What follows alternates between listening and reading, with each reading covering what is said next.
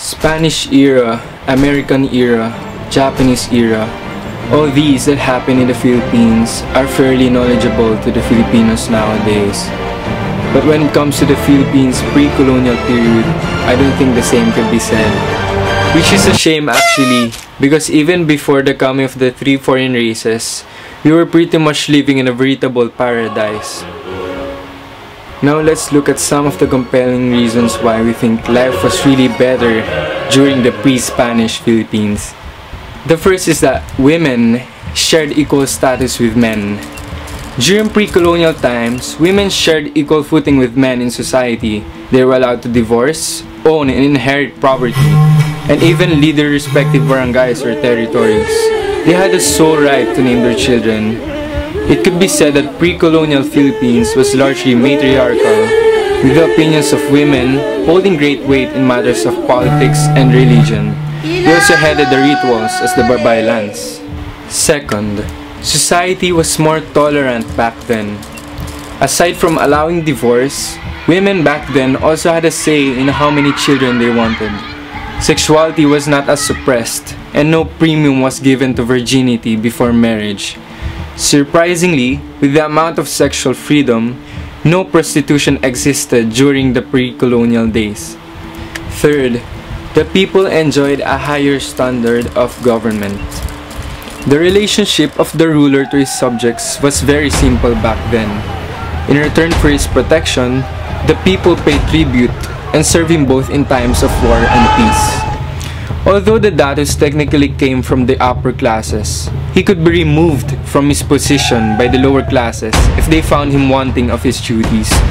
Also, anyone could become the datu based on merits such as bravery, wisdom, and leadership ability. Fourth, our forefathers already possessed a working judicial and legislative system.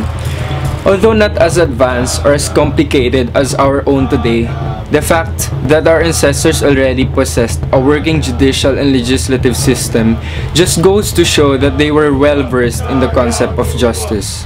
We had penalties for anyone found guilty of a crime, which includes censures, fines, imprisonment, and death.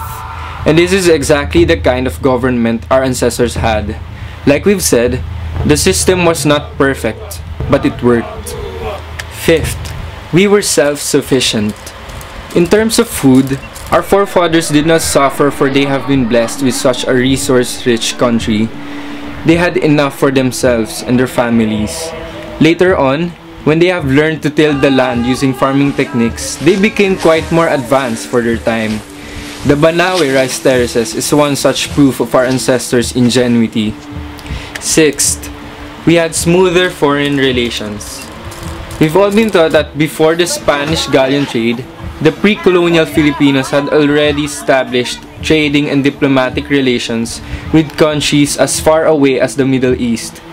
Out of the foreigners who settled after seeing the beauty of the country and its people, it was the Chinese who were amazed at the pre-colonial Filipinos the most, especially when it came to their extraordinary honesty and sincerity, since they did not steal their goods and always paid their debts.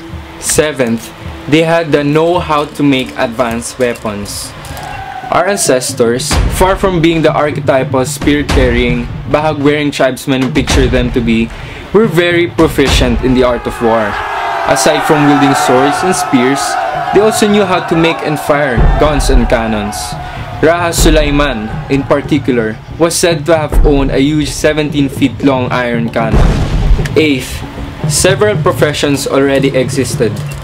Aside from being farmers, hunters, weapon makers, and seafarers, the pre-colonial Filipinos also dabbled and excelled in several professions as well.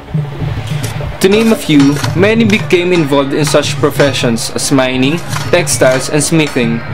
Owing to the excellent craftsmanship of the Filipinos, locally produced items such as pots, jewelry, and clothing were highly sought in other countries. Ninth, the literacy rate was high. Using the ancient system of writing called the baybayin, the pre-colonial Filipinos educated themselves very well. 10th, we already had an advanced civilization. Contrary to foreign accounts, our ancestors were not just some backwards, jungle-living savages. In reality, pre-colonial Philippines already possessed a very advanced civilization way before the coming of the Spaniards. When the colonizers came, everything contradictory to their own system had to go. Conclusively, we can only speculate what would have happened had our ancestors never been colonized in the first place.